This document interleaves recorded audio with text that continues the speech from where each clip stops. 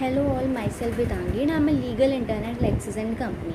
So guys, my today's topic for the discussion is the Consumer Protection Act 2019 and its overview. So let's begin. So as we all know that the earlier Consumer Protection Act 1986, that is the old law that was introduced with the objective to protect the interests of the consumers.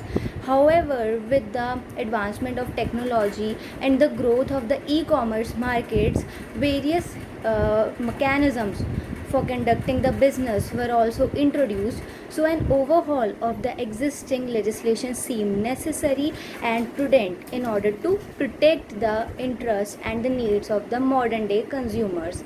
Therefore, the affordability and the propensity to spend of the average Indian consumers also gone up.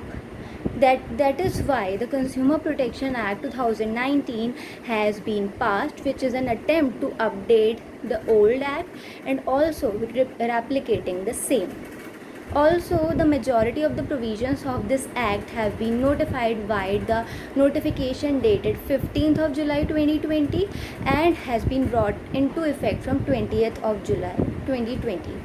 Now, talking about the features and the amendments that were made in the old act are: first one, that is the District Consumer Dispute Redressal Forum has been renamed as District Consumer Dispute Redressal Commission. Another feature, another amendment is that the opposite party must now deposit 50% of the amount ordered by the District Commission before preferring an appeal to the State Consumer Disputes Redressal Commission, that was earlier for an amount of 25,000 in the older act. Also, the period of limitation for filing an appeal to the State Commission from an order of the District Commission has been increased from 30 days to 45 days. And the SCDRC, the State Consumer Dispute Redressal Commission, shall have a minimum of 1 president and 4 members. Also, the original pecuniary jurisdiction of the consumer commissions has now been revised as follows, like the DCDRC shall now be up to rupees 1 crore, SCDRC from 1 crore to 10 crores, and NCDRC that shall not exceed rupees 10 crores, that shall be more than 10 crores.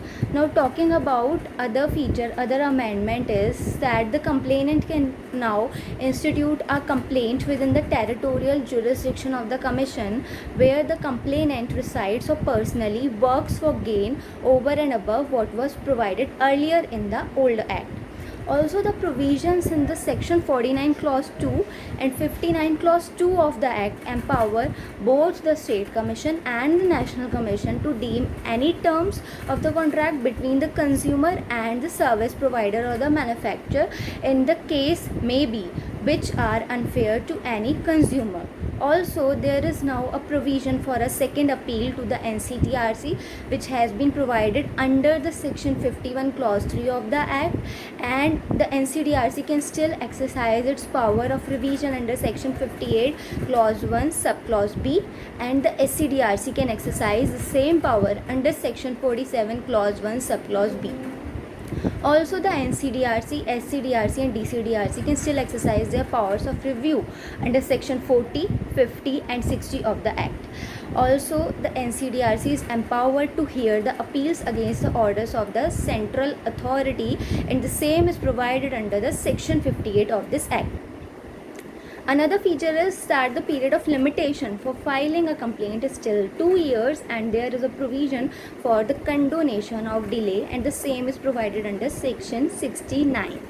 Also, another feature that states that the provision given under section 70 of this act, it provides for the administrative control of the SCDRC over the DCDRC and that of the NCDRC over the SCDRC. It also provides for an investigation into any allegation against the president and the members of SCDRC or the DCDRC. Talking about another provision is that the provision under section 71 of the act confers the power of execution on the commission as provided under order 21 of CPC, with such limitation as provided within that act. Also, the provision under section 74 of this act, it gives statutory recognition to mediation and provides a mechanism for providing mediation as a mechanism of the redressal of the consumer disputes. Another main feature is that an action for product liability can now be brought by a complainant against a product manufacturer or a product service provider or a product seller if the product seems to be a defective one. Also, the act by way of chapter 3 provides for the establishment of a central authority to regulate the matters relating to unfair trade practices or consumer rights violation or false or misleading advertisements which are detrimental to the interests of the consumers, so as to protect the rights and the interests of the consumers as a separate class.